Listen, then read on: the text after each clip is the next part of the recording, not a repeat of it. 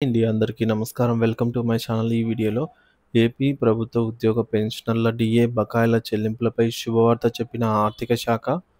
దీనికి సంబంధించిన పూర్తి తాజా సమాచారాన్ని వీడియోలో తెలుసుకుందాము. వీడియో అయితే ఎక్కడ కానీ స్కిప్ చేయకుండా ఎండ్ వరకు చూసేయండి. అప్పుడే ఇన్ఫర్మేషన్ పూర్తిగా అర్థమవుతుంది. అలాగే వీడియో చూస్తున్న ప్రతి ఒక్కరు వీడియోకైతే లైక్ చేయండి ఫ్రెండ్స్. ఈ వీడియోని తోటి ఉద్యోగ పెన్షన్ మిత్రులతో అయితే షేర్ చేయండి.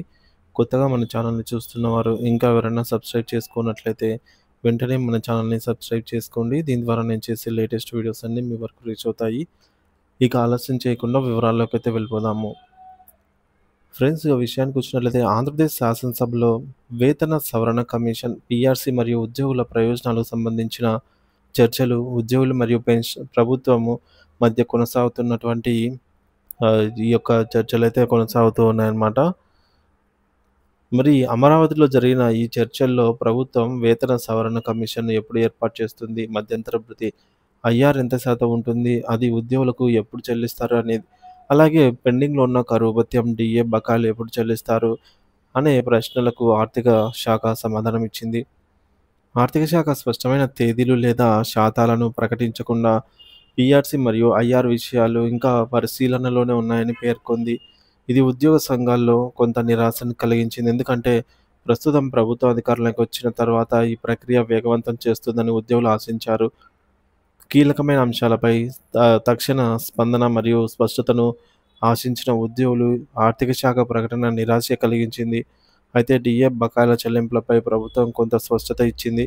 ఇది ఉద్యోగులకు కొంత ఊరటనిచ్చింది.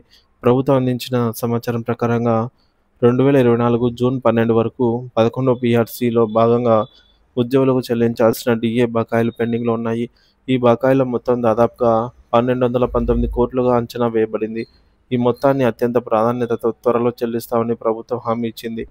ఉద్యోగులు మరియు పెన్షనర్లకు చెల్లించాల్సిన డిఏ బకాయిల సమస్యలపై ప్రభుత్వం త్వరలో ఒక నిర్ణయం తీసుకుంటుందని ఆర్థిక శాఖ స్పష్టం చేసింది. ఈ హామీ దీర్ఘకాల డిమాండ్లలో ఒకదానికి పరిష్కారం చూపుతుందని ఆశించబడుతోంది. ముఖ్యంగా దసరా పండుగ లోపల ఈ డిఏ బకాయిల సమస్యపై నిర్ణయం తీసుకుంటారని ఉద్యోగులు ఆశిస్తూ ఉన్నారు. పీఆర్సీ మరియు ఐఆర్ విషయాలు ఇప్పటికే పరిశీలన దశలో ఉన్నప్పటికీ డిఏ బకాయిల చెల్లింపులపై ప్రభుత్వం ఇచ్చిన హామీ ఉద్యోగుల విశ్వాసాన్ని కొంతవరకు నిలబెట్టుకోగలిగింది. ఉద్యోగ సంఘాలు పీఆర్సీ ఏర్పాటు మరియు ఐఆర్ అమలుపై త్వరితగతిన నిర్ణయాలు తీసుకోవాలని ప్రభుత్వాన్ని కోరుతున్నాయి. ఇది ఉద్యోగులకు ఆర్థిక భద్రతకు మరియు రాష్ట్ర ప్రభుత్వ ఉద్యోగుల నైతిక స్థైర్యానికి అత్యంత ఆవశ్యకమని వారు అభిప్రాయపడ్డారు. రాష్ట్ర ఆర్థిక పరిస్థితి మరియు ఉద్యోగుల సంక్షేమం మధ్య సమతౌల్యత సాధించడం ప్రభుత్వానికి పెద్ద సవాల్గా మారింది. ఈ ఆర్థిక అంశాలపై భవిష్యత్తులో మరిన్ని చర్చలు మరియు నిర్ణయాలు వెలువడే అవకాశం ఉంది.